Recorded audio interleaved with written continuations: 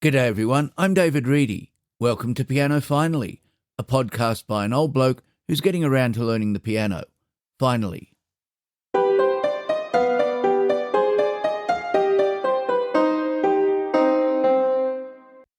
Welcome to show 69.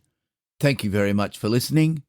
If this is the first time you're hearing the podcast, I hope you enjoy what's in the show.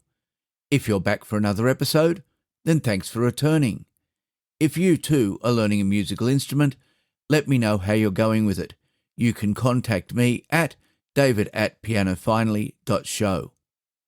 This week's show is being prepared somewhere different, on the train to and from Sydney. I used to do this every day when I worked in Sydney, but it's rare now that I use the train. It's just under 2 hours from home to the city, and the old interurban trains are quite comfortable, even though they're over 50 years old. If you're in the UK, you might be surprised to hear that the 103-kilometre trip costs $6.90 each way, slightly cheaper than UK fares. The trip isn't music-related though. I run the Ethics Olympiad teams at work, so I'm off to lunch at the Ethics Centre. It should be interesting. Obviously though, I'll still be recording the podcast when I get home.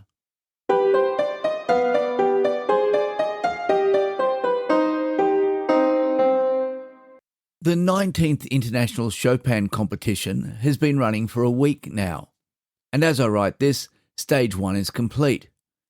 84 pianists started the competition, and over the course of the week, they have played in 10 concerts.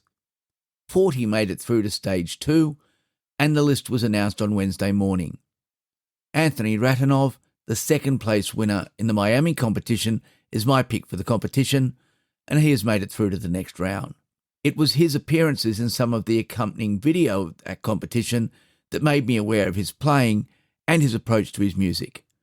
He even unexpectedly turned up on Ben Lordy's Late Show pan after his first round performance. There's a link in the show notes. With more than 40 hours of piano playing so far, I'm not going to be able to watch all the performances, so picking a few to follow is probably the best option. I've also been watching Ben Lordy's Patreon recaps, which is a good way to find highlights worth watching. The recaps are long, but not as long as each of the performances. Again, there are links in the show notes. During the intermissions of each of the performances, there are shows with interviews of the pianists on the Chopin Institute's YouTube channel. Link in the show notes as well. The channel also has videos of the individual pianists which appear a few hours after their performances. It is also where you can see the schedule for upcoming sessions if you go to the Live tab on their main page. The website and the competition broadcasts are definitely the place to be when too much Chopin is never enough. I'll also include a link to a short of Ben and Anthony Ratanov discussing one aspect of Anthony's first round performance. It's worth a watch.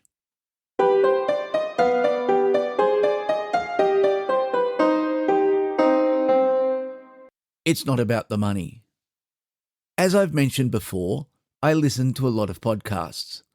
There are 2 that I listen to keep up with Apple News. There are a couple of history podcasts, and the ones associated with No Such Thing as a Fish. But I also listen to piano podcasts, of course. The ones I listen to, though, are generally about the more commercial side of piano playing, because I haven't found any other ones about learning. Those seem to be the domain of YouTube rather than podcasting. There is one new podcast I have tried out, but decided not to follow. Not because it is poorly produced, it's not, the production quality is mostly excellent, but because the host's reasons for playing music are completely at odds with my own. He comes from a business and entrepreneurship background where return on investment and fiscal growth are paramount. That's not to say that his views aren't valid. It's just that when I play music, it's not about the money. I don't think that there are many adults who approach learning the piano for the first time with the idea that it is going to become a new income stream for them. If I were to look at the costs involved in learning so far, instruments, scores, books, tickets to performances and lessons, then I'd be aiming for a fairly successful career just to recoup the costs. But then, I'm not in it for the money. I treat music as a hobby, So I make decisions about my music based on that premise. Getting lessons makes sense, whether you're in music for the money or not, but going to concerts, for instance, only makes sense if there is some reason other than hearing the music. After all, you can hear the music in audio recordings and increasingly in video presentations. And a year's subscription to the most premium services is less expensive than a single concert ticket. If money is not the driving force, then I can go to a concert for many reasons. One is to be around like-minded people. Attending the pre-concert talks before the Sydney Symphony Orchestra concerts means a bit of waiting around before they begin, and that brings the opportunity to talk with other people who are there for the concert. These have been mostly fun, and it's interesting to hear others' stories. But attending wouldn't be a sound business decision. At work, I often interact with students who are thinking about a career in music. For them, it is clearly important to think about the money side. But I've yet to meet a student who wants to make a career in music because it will make them lots of money. All of them want to be musicians for the music. Yes, if fame and fortune were to come their way, they don't intend to shy away from it, but it's not the primary driver of anyone seriously considering a musical life. Instead, they choose music because they have something to say, or they want to entertain people. Yes, they need to make money to live, and that needs to be a moderate level of success, but it's not the main driver. When a student tells me they want to make music as part of their future, I always support them.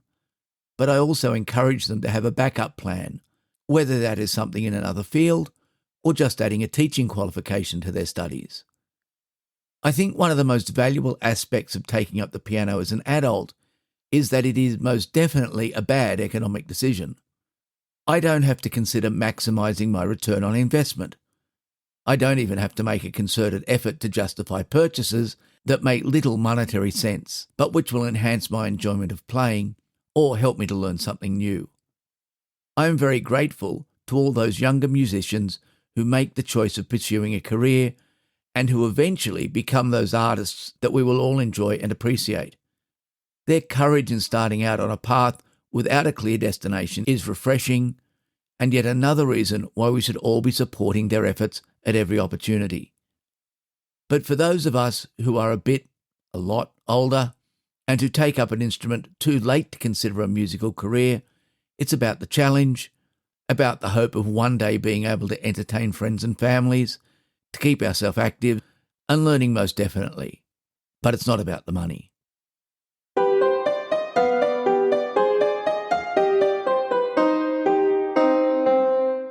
You might be aware of the phenomenon where multiple, completely unrelated people think of the same thing at the same time. Alexander Graham Bell and Elijah Gray both patented the telephone on the same day.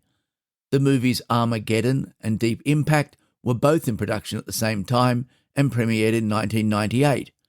Both were about an asteroid heading towards the Earth. Well, on a smaller scale, that happened to me and Bill Hilton this past week. I had to go back to using a printed score for some music, as the iPad had been left on in my music bag, and music doesn't let it shut down, so its battery was empty. My backup iPad was inconveniently far away, and so I had to pull out the printed version of A Wild Chase and make some annotations on it using a pencil. I found I preferred it to doing the same task on the iPad, even though the iPad has the added feature of backing it up and making it available on all my devices. So I started thinking about going back to using paper. Bill Hilton had an interesting take on using paper in his YouTube video this week, where he pointed out that those of his students who used paper rather than an iPad when they were practicing seemed to progress faster. I'll leave Bill to explain his theory, which makes a lot of sense, by including a link to the video in the show notes. Using paper, though, has its own problems, not the least of which is keeping it all organised at the piano. I have pieces from a number of books that I've moved to the iPad. Add to that I have a Sheet Music Direct subscription, and there is a disaster waiting to happen when a breeze blows the printed versions off the music stand. The obvious solution is to use some form of folder. The folder that springs immediately to mind is the display book. A display book is a folder filled with thin plastic sleeves that you can slide A4 paper into. I really dislike them. When schoolwork was expected to be handed in on paper, it was not unusual to end up with 25 or so of these folders, which were slippery and almost impossible to carry in a stack, each containing a few sheets of paper and a lot of wasted plastic. And marking was a nightmare because you had to remove a sheet to write on it and then spend time wrestling it back into the sleeve. I did remember, though, that sometimes a music folder system would show up in my Facebook feed. I tend to skip the ads, so I had to go and search for it. It's called Piano Glory, though I wasn't surprised to find there are other similar products also available.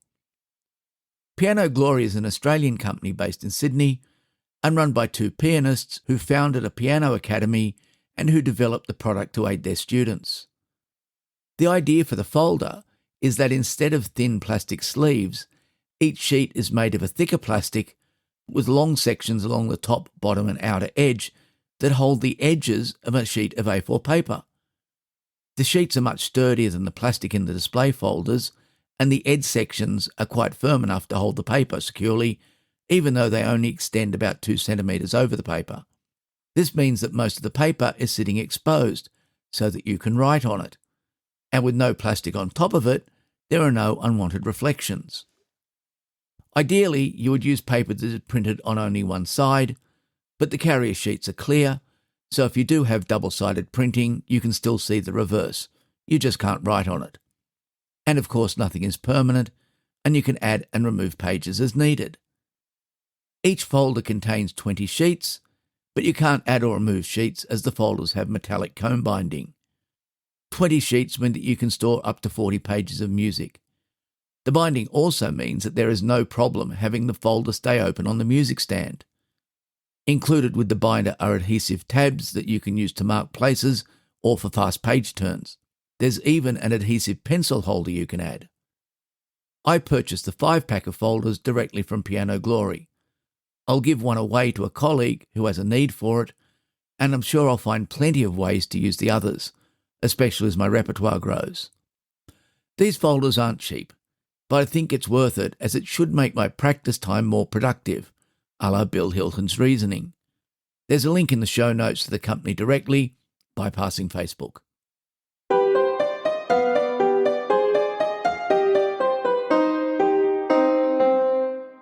Coming up next week on Sunday is the Blue Mountains Musical Society's production of Legally Blonde by Nell Benjamin and Lawrence O'Keefe. I've not seen the movie and I've not heard the score, but the Society always does an excellent job with its musicals, so I'm looking forward to it. I'll include a review in next week's show. Also, this coming week, I start the next term of piano lessons. I've been concentrating on Winann Rossi's A Wild Chase over the holidays, though not as much as I'd like, and I'm hoping to make a solid start on some more pieces for next year's recital. I'm going to ask Devi if she thinks I'm ready to pick up some more Grade 1 pieces. Another thing you might be interested in, if you're close to the Blue Mountains, is an evening that Devi is performing in later this month. I'll put a link in the show notes with more information.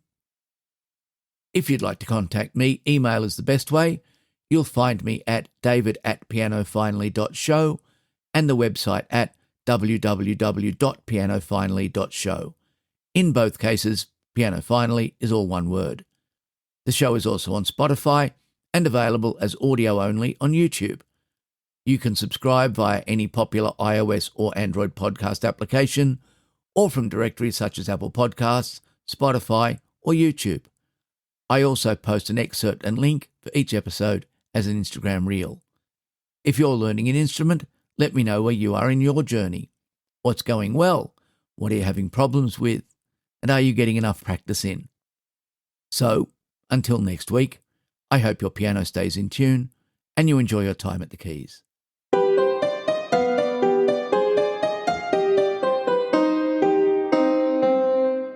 Once again, the piece this week is Winann Rossi's A Wild Chase, with not quite as much practice as I'd hoped for. The music was recorded using the Kawai NV10 as the keyboard and the M4 Pro Mac Mini running Cubase and Pianotech 8 emulating the Shigeru Kawai SKEX Grand Piano in classical recording mode.